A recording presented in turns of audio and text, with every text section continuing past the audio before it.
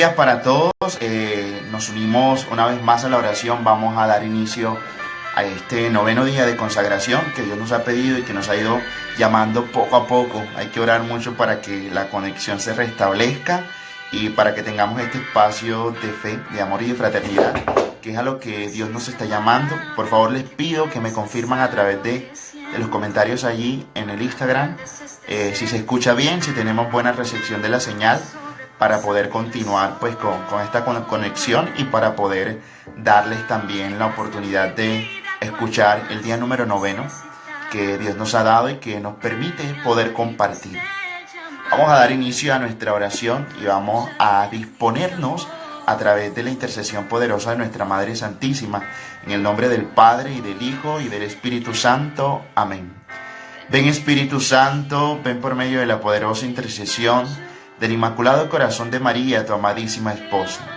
Ven Espíritu Santo, ven por medio de la poderosa intercesión del Inmaculado Corazón de María, tu amadísima esposa.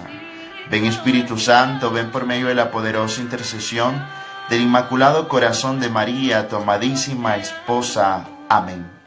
Hoy queremos darte gracias, Señor, alabarte, bendecirte y glorificarte por todo lo que haces en nosotros, por el camino que nos has llamado a recorrer, por la búsqueda de la perfección cristiana como una meta y como un ideal que nos hace cada día más partícipes de la búsqueda a la cual tú nos has convocado y nos has dado como vocación a la santidad.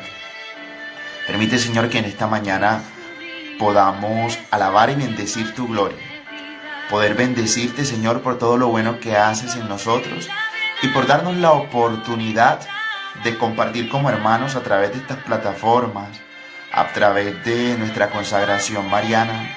Pedirle al Señor que día a día continúe mostrando su misericordia en medio de nosotros. Dios te salve María, llena eres de gracias, el Señor es contigo.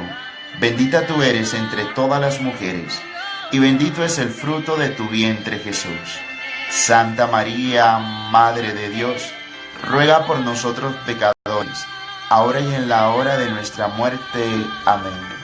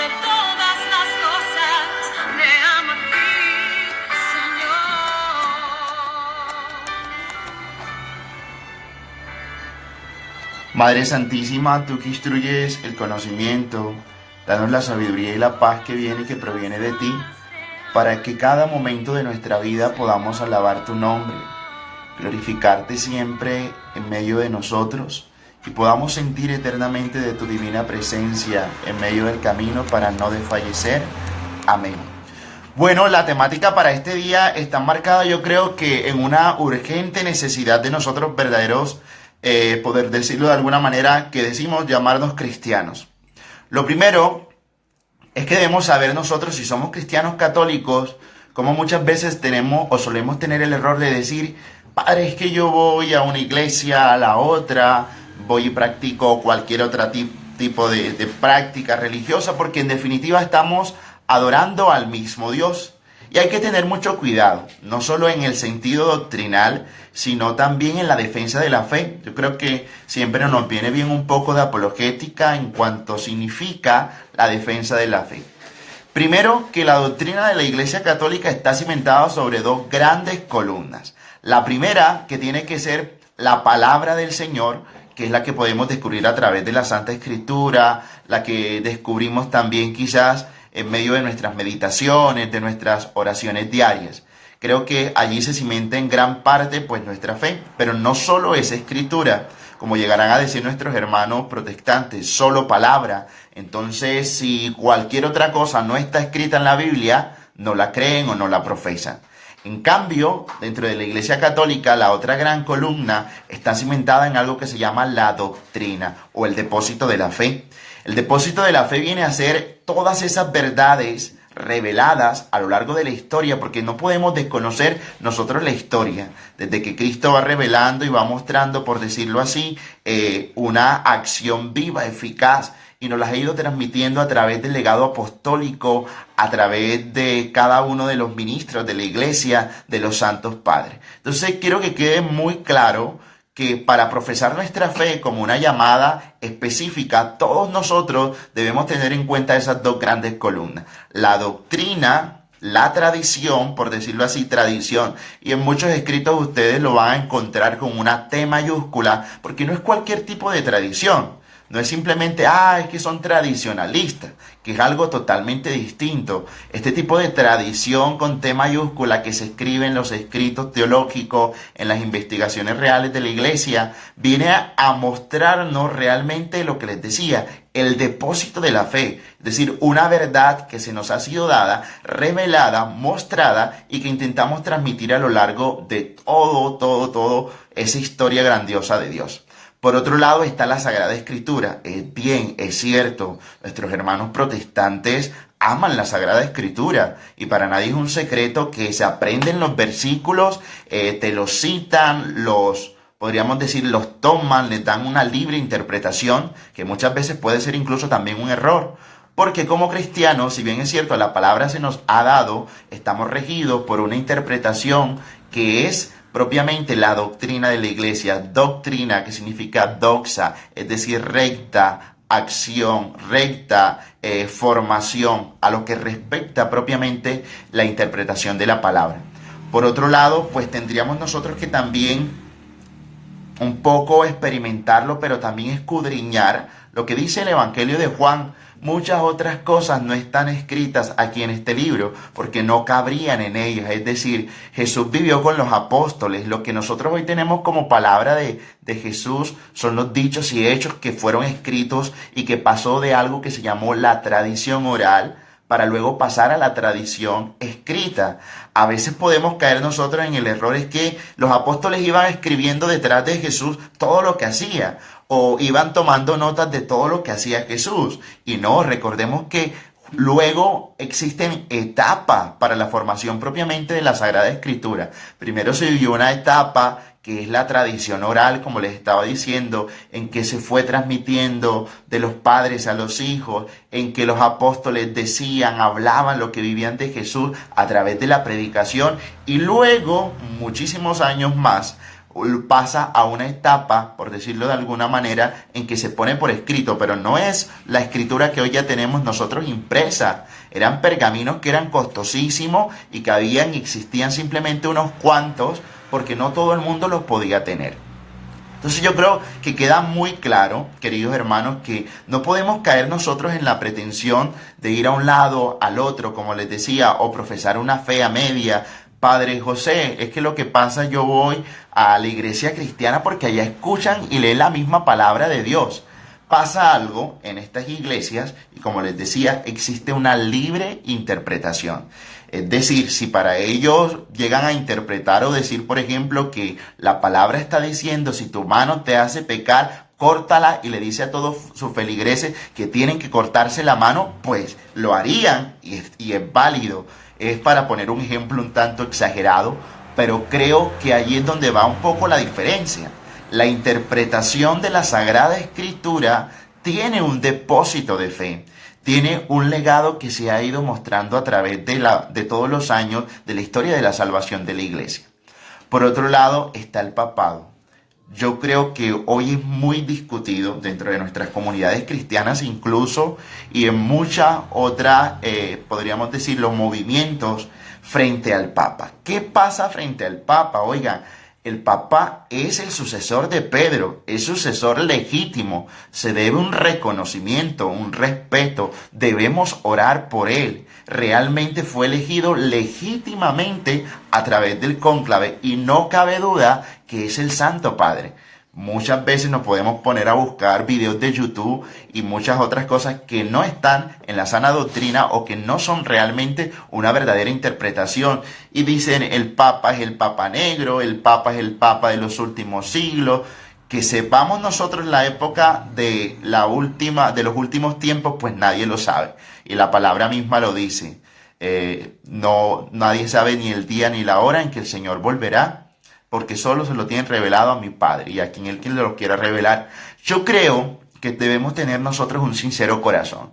Si nos profesamos realmente católicos, católico implica la universalidad, que tenemos una recta doctrina, sí, que hay un llamado a vivir la fe a plenitud, pero también la Iglesia es inspirada y es dejada llevar por el Espíritu Santo, y no podemos nosotros tomar conclusiones apresuradas. Hoy con el sínodo de Amazonía, que ha creado una gran conmoción, que la gente dice va a crear un cisma, que las personas vamos a dejar de creer, que existe de pronto tantas realidades muy difíciles que, oigan, tenemos que estar preparados. Tenemos que estar preparados porque cualquier viento nos puede llevar. Y viene cualquiera persona y dice, mira esto, mira esta interpretación mal hecha de la Sagrada Escritura. Mira que el Papa no está haciendo lo que debe hacer. No somos nadie para nosotros juzgar. Y queramos o no también, es la parte humana del Santo Padre que se quebranta en medio de la misericordia y que por eso nos pide tanta oración. Yo creo que no está de más que nosotros oremos día a día por el Santo Padre, por la Iglesia, por la unidad, por las últimas resoluciones que tienen que tomarse.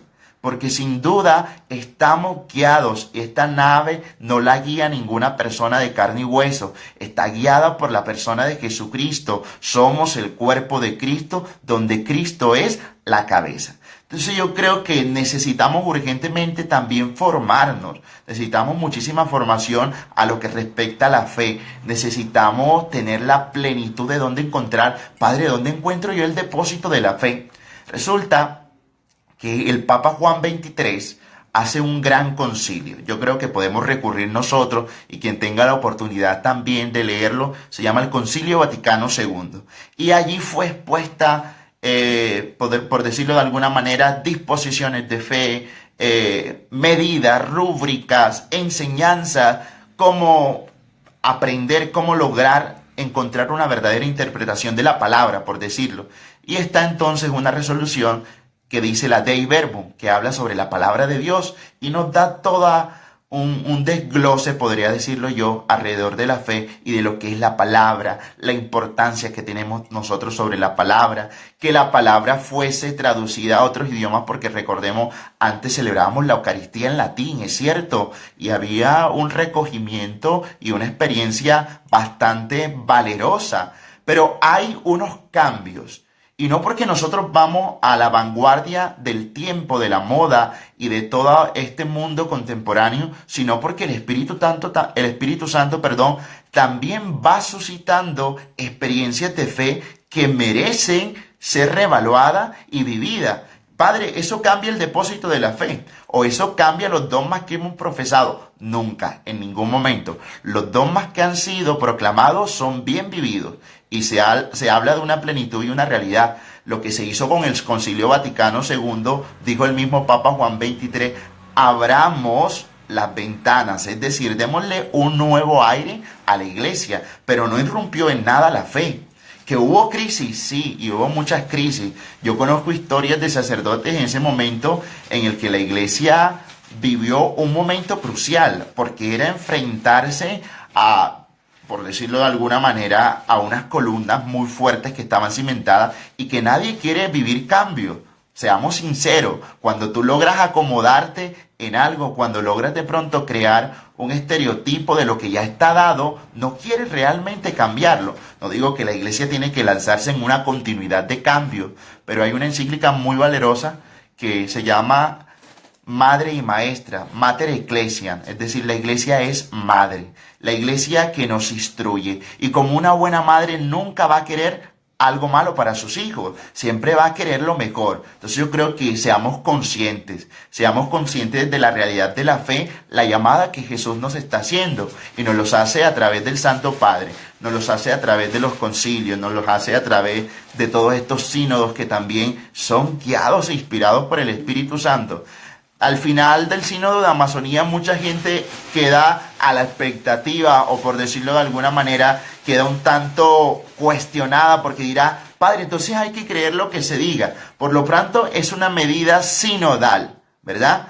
No estamos diciendo que luego abarcará una realidad eclesial general, pero que solo de pronto crea una especificación propia de la región ante unas necesidades urgentes. Y el rito ortodoxo y en la iglesia oriental, pues ya nosotros pues vemos muchas realidades. ¿Qué es lo que más le preocupa a la gente? ¿Qué es lo que está de pronto suscitando, mirando esa realidad de que si los sacerdotes puedan casarse o no puedan casarse? Y todo el mundo se cuestiona alrededor de ello. Yo creo que es una opción desde la libertad, primero que todo, que nosotros hacemos. Y el celibato es muy necesario y es una experiencia que particularmente en lo poco tiempo que llevo de sacerdote nos da la medida, el talante y la realidad de una, ¿cómo decirlo?, de una verdadera salida de ti para entregarse a plenitud a los demás, para no tener reserva hacia alguien específico, sino que te entregas total. Y la Celibatus Sacerdotale, el Papa Juan XXIII especifica de una manera muy bonita a través de esa primera introducción que hace, que digamos, el celibato es la perla preciosa que la iglesia siempre tendrá. Y yo creo que aún a pesar de que no sea un dogma de fe, debemos profesar también que desde la experiencia de Cristo, como la hemos venido viviendo, desde el amor más crucial y verdadero, el Señor también nos suscita a todos nosotros vivir a plenitud esa realidad. ¿Qué pasa? Pasa que hay medidas y circunstancias y realidades que a lo mejor suscitados por el Espíritu Santo le darán realmente un empuje de evangelización, una llamada de mayor acercamiento. Mírense, imagínense ustedes en esa selva, tantos indígenas, tantas personas. Ahorita por ahí me escribían: padre, parte del depósito de la fe que les explicaba están los sacramentos, hace parte de la tradición. Y un diácono permanente, como lo tenían ellos, como muchos en muchas ciudades los ven y los percibes, que son hombres casados que sirven a través de la diaconía, a través del diaconado, que es el servicio, pueden realizar el sacramento del bautismo, pueden realizar el sacramento del matrimonio, pero no pueden celebrar la Eucaristía o no podrían dispensar a través del sacramento de la confesión. Creo que la medida del amor y de la misericordia está dado en poder llegar. No con esto se va a irrumpir y vamos a entrar en un desorden, un caos total, que ahora todos los sacerdotes se casen. No, creo que es una medida específica para una necesidad propia. Que irrumpe, no, en ningún momento. Poco a poco tenemos que esperar que se haga una proclamación oficial, que tengamos realmente certeza hacia dónde nos va a dirigir el Santo Padre, que en definitiva es Pedro, sobre quien Cristo ha cimentado, la roca sobre quien Cristo ha cimentado su iglesia. Y esperemos, no podemos afanarnos, tenemos que tener mucha paciencia, tenemos que tener la disposición, no estar como prevenidos, porque yo creo que hay mucha gente que está prevenido. Cualquier cosa que diga el Santo Padre, o sea, como recriminación. Y no es, me parece, cristiano y no es católico realmente una persona que vaya en contra de las medidas doctrinales que intenta la iglesia también mostrarnos y darnos. Ahí dice, la medida es el amor y la misericordia, es cierto, pero en el amor y la misericordia también hay unas resoluciones y unas disposiciones que debemos vivir. Cristo nos ama profundamente, pero nuestros males a veces tienen consecuencias. Y por eso, en medio de esas consecuencias, tratamos de vivir a plenitud el llamado que Dios nos ha hecho. Por otro lado, ya les decía, entonces está No creamos nosotros que vamos a cualquier otra iglesia cristiana protestante y estamos alabando al mismo Dios. Sí, habrá una alabanza, pero la interpretación de la Escritura va a ser totalmente distinta. El depósito de la fe, por ejemplo, ayer que profesábamos nosotros la solemnidad de todos los santos. En una iglesia cristiana tú no vas a encontrar, primero, que crean en los santos. No que crean, sino que no rinden ningún culto de veneración.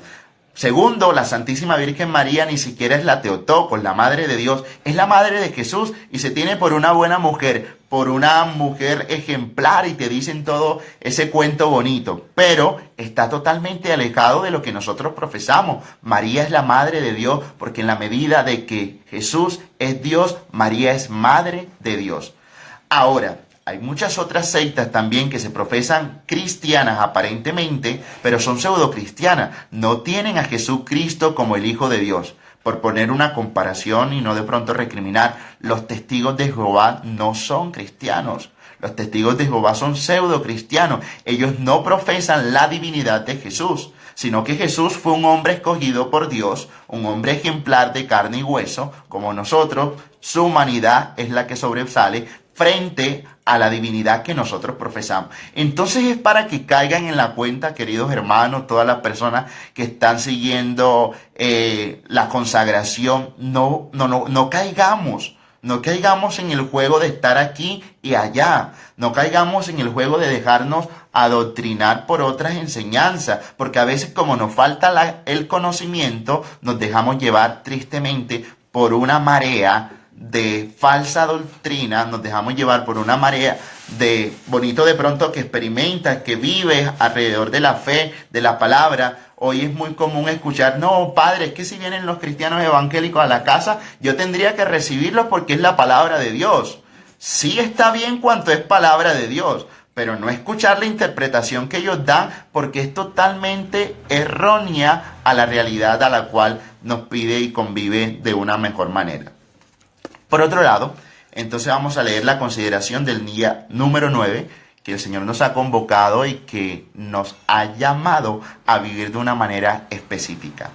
Yo creo que queda todo claro, no sé si tengan alguna pregunta, algún cuestionamiento, sino lo que intento darles a entender es lo radical que debemos ser nosotros en cuanto a la doctrina. Es decir, ¿qué profesa la Iglesia? Que existen dos grandes columnas: la palabra de Dios y el depósito de la fe, que se escribe con T de tradición, es decir, con una T mayúscula que supone para nuestra vida un vivir que todas las verdades no están en la palabra.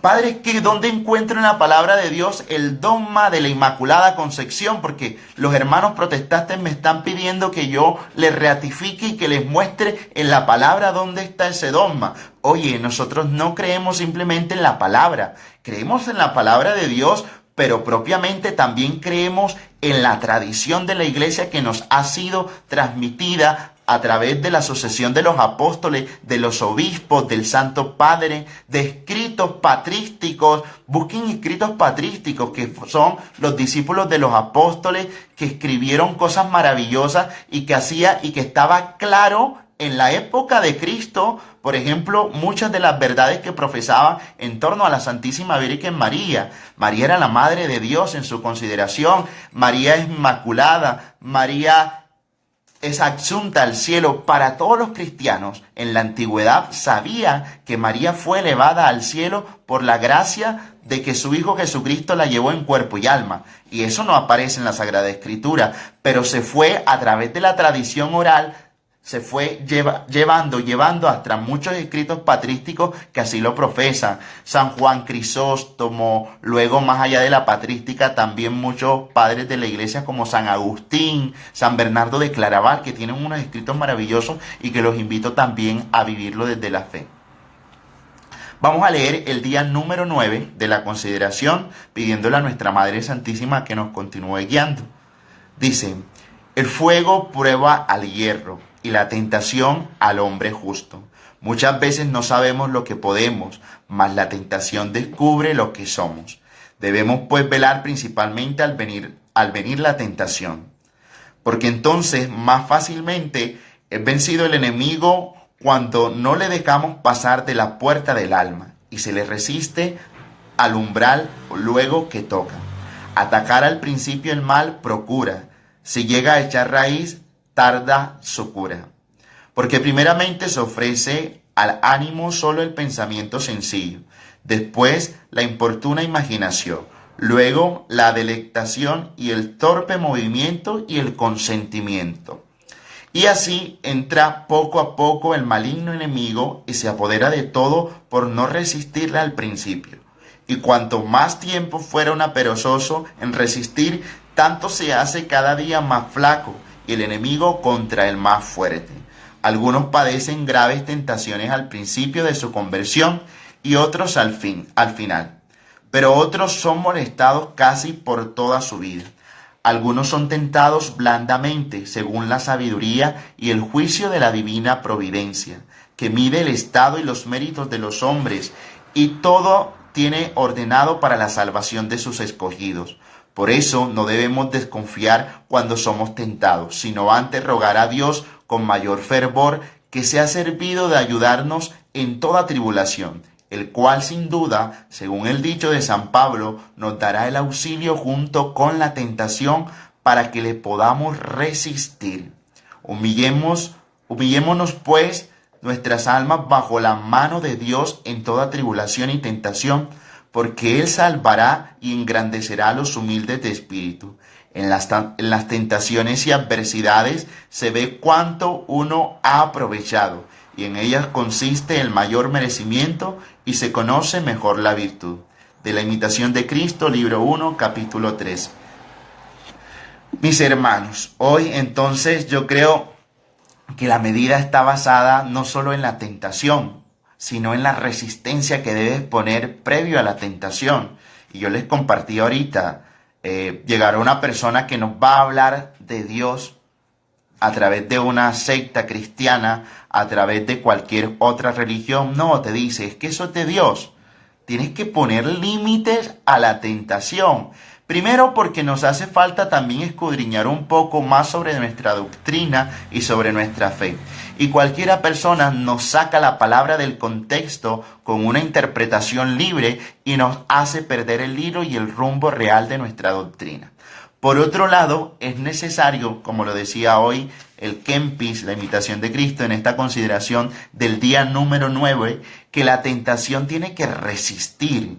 Comienza con que tú le abres la puerta. Segundo, se queda en la imaginación y comienza a crear. Y esa crear lleva a un pleno consentimiento donde termina el pecado. El pecado tiene que tener, yo creo que ciertas disposiciones para que luego sea consumado o sea real. Y muchos de pronto lo saben. Primero, plena conciencia y materia grave. Es decir, plena conciencia de lo que estoy haciendo y que sé que es pecado y lo hago. Y luego la materia grave donde se ve ejemplificado y donde se ve materializado. Entonces, hablando desde la temática que hemos tocado, que ha sido la doctrina, que ha sido un poco el tener resultados reales alrededor de lo que creemos y profesamos nosotros, tenemos que tener muy en cuenta dónde está la tentación de mi fe.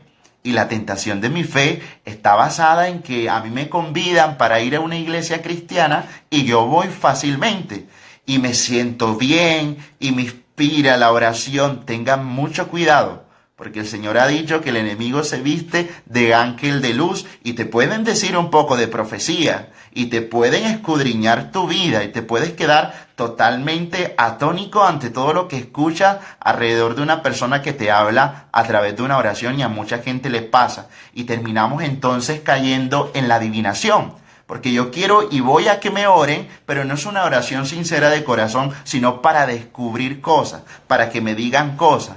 Sí hay dones, hay gracias, hay maravillosamente como siempre lo he dicho, una pluralidad en gracias manifestadas de Dios a lo largo de la existencia de la iglesia. Pero también hay doctrina, es decir, también hay medidas, también hay resoluciones que ningún santo a lo largo de la historia quiso pasar por encima de ellas. Siempre se mantuvieron obedientes, siempre se mantuvieron prudentes ante estas realidades. Entonces yo creo que debemos ser muy específicos ante ese tipo de tentaciones para nuestra fe. Y por otro lado, como les decía, la iglesia está cimentada sobre dos grandes columnas. ¿Cuáles son? La tradición que sumerge sobre ella el depósito de la fe.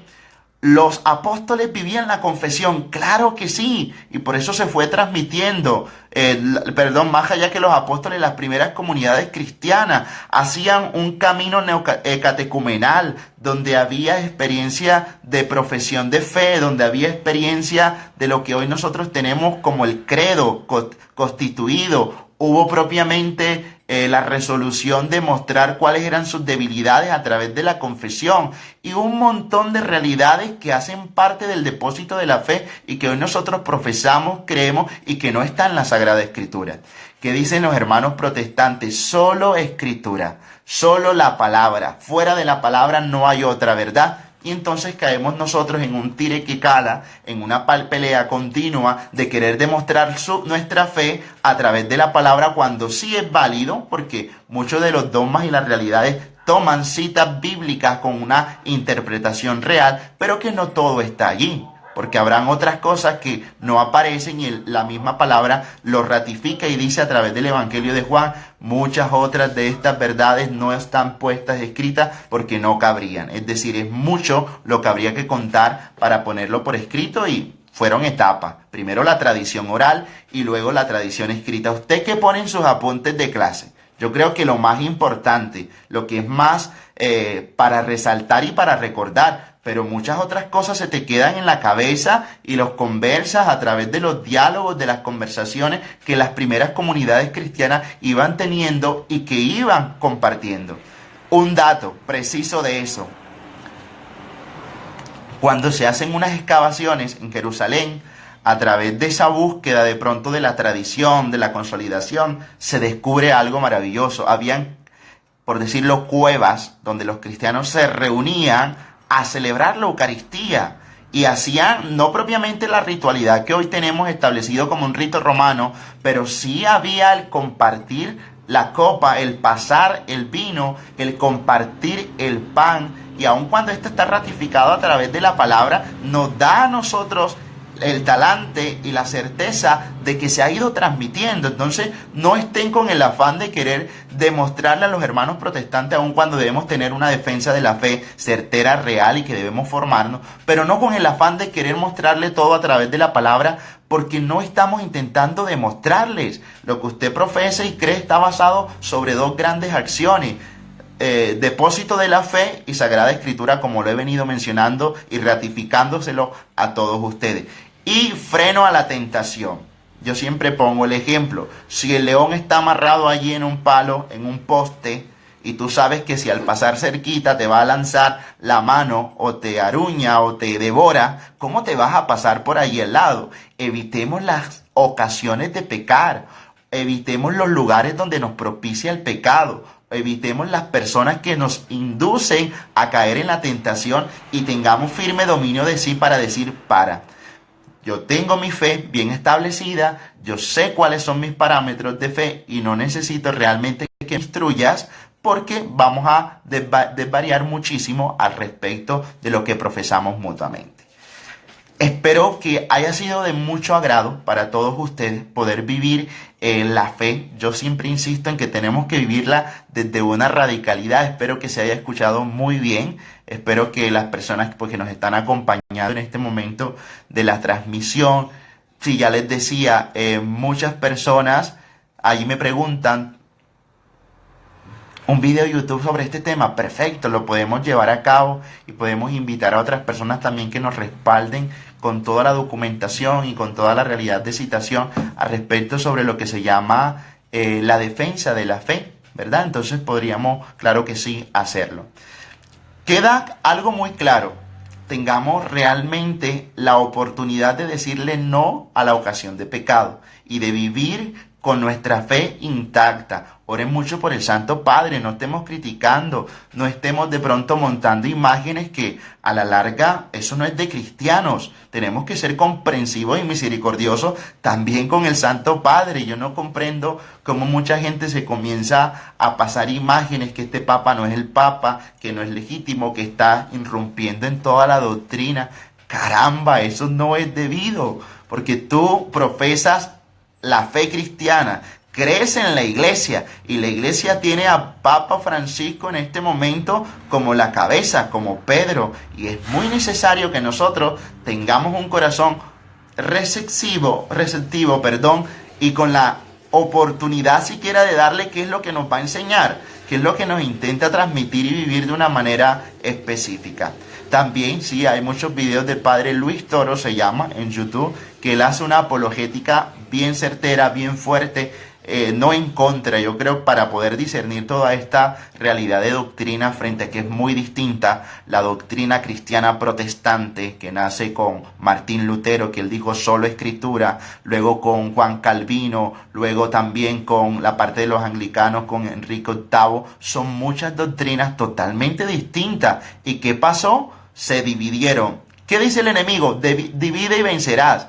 Y todo donde el enemigo esté siempre va a procurar la división. ¿Qué son estas sectas hoy en día? División. Ellos se dividieron y dijeron no a la iglesia, supuestamente inspirados por el Espíritu, pero ¿cómo el Espíritu puede hacer o crear contradicción? El Espíritu inspira una gracia y continúa en la unidad. Por eso la Iglesia Católica es una santa, católica y apostólica. Una, porque es una sola la fe que profesa y crea la universalidad que significa en ella misma católica.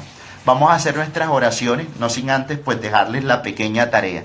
Primero tienes que ofrecer hoy tu oración, tu Eucaristía, tu visita al Santísimo por la Iglesia y de una manera muy especial por el Santo Padre, el Papa Francisco. Vamos a orar, vamos a pedir por él, vamos a unirnos en torno a la consagración, también de una manera muy específica. 2, tienes que hacer una lista. ¿Cuáles son mis ocasiones de pecado? Es decir, mis ocasiones de tentación incluso. Porque a veces dice, padre, es que la tentación me llega como un pensamiento. Pero es que tú antes estuviste escudriñando por allá en el teléfono cualquier cosa que te trae esa imagen viva y real a través del pensamiento. Vas a identificar cuáles son las ocasiones de tentación, cuáles son los lugares en que a mí me lleva el pecado, cuáles son las personas que me están distrayendo y que me están alejando de Dios. Y comienza a identificar y comienza a orar por eso para que Dios te dé también la capacidad de dar el pare. O sea, tienes que hacer un freno a esas realidades que te están alejando totalmente de Dios. Entonces son 2 tareas, la oración por el Santo Padre y la segunda, vas a hacer tu lista identificando propiamente cuáles son las cosas que te alejan totalmente de Dios y que de alguna manera pues nos hacen afrente. Yo creo que nos alejan muchísimo de la realidad de vivir como verdaderos hijos de Dios. Vamos a hacer nuestras oraciones, vamos a disponernos plenamente para vivirlo con toda la disposición a la cual Dios nos llama. Y tengamos también nosotros siempre el firme propósito de orar los unos por los otros, animándonos, porque no es fácil. Muchos empezamos, pero es perseverar. Y yo los invito a perseverar continuamente para no desfallecer en esto que nos ha dado muchas gracias. Ven Espíritu Creador, visita las mentes de tus siervos, llena de la gracia de lo alto los pechos que tú creaste. Tú que eres llamado Paráclito, don de Dios Altísimo, fuente viva, fuego, amor y unción espiritual. Tú sempiforme en el don, dedo de la paterna diestra, tú auténtica promesa del Padre, tú que enriqueces las lenguas con las palabras. Enciende lumbre en los sentidos, infunde amor en los corazones, corroborando con vigor constante la fragilidad de nuestro cuerpo. Rechaza más y más lejos al enemigo, concede prontamente la paz, yendo así tú delante como guía, evitemos todo mal. Haz que por ti conozcamos al Padre y conozcamos también al Hijo, y por ti, Espíritu, de entre ambos creamos en todo tiempo. A Dios Padre sea la gloria, y al Hijo que entre los muertos resucitó, y al Paráclito por los siglos de los siglos. Amén. Ave María Stella, salve estrella del mar, Madre que diste luz a Dios, quedando perpetuamente virgen, feliz puerta del cielo, pues recibiste aquel ave de labios de Gabriel, cimentados en la paz trocando el nombre de Eva. Suelta las prisiones a los reos, da lumbre a los ciegos, ahuyenta nuestros males, recábanos todos los bienes. Muestra que eres madre, recibe por tu mediación nuestras plegarias, el que nacido por nosotros se dignó ser tuyo. Virgen singular, sobre todo suave, haz que libres de culpa seamos suaves y castos. Danos una vida pura, prepara una senda segura, para que viendo a Jesús eternamente nos gocemos. Gloria sea a Dios Padre, gloria a Cristo Altísimo, y al Espíritu Santo, a los tres un solo honor. Amén. Proclama mi alma la grandeza del Señor, se alegra mi espíritu en Dios mi Salvador, porque ha mirado la humillación de su esclava. Desde ahora me felicitarán todas las generaciones, porque el poderoso ha hecho obras grandes por mí. Su nombre es santo, y su misericordia llega a sus fieles de generación en generación. Él hace proezas con su brazo, dispersa a los soberbios de corazón, derriba del trono a los poderosos, y enaltece a los humildes. A los hambrientos los colma de bienes, y a los ricos los despide vacíos. Auxilia a Israel su siervo, acordándose de su misericordia, como lo había prometido a nuestros padres, en favor de Abraham y su descendencia por siempre. Amén. Gloria al Padre, al Hijo y al Espíritu Santo, como era en el principio, ahora y siempre, por los siglos de los siglos. Amén. Dios te salve María, llena eres de gracia, el Señor es contigo. Bendita tú eres entre todas las mujeres, y bendito es el fruto de tu vientre Jesús. Santa María, Madre de Dios, ruega por nosotros pecadores, ahora y en la hora de nuestra muerte. Amén. Nuevamente, muchas gracias a todas las personas que están conectadas, a los que vamos siguiendo la consagración. Si tienen cualquier pregunta, alguna inquietud, mucha gente también se ha ido uniendo a lo largo del recorrido de la consagración.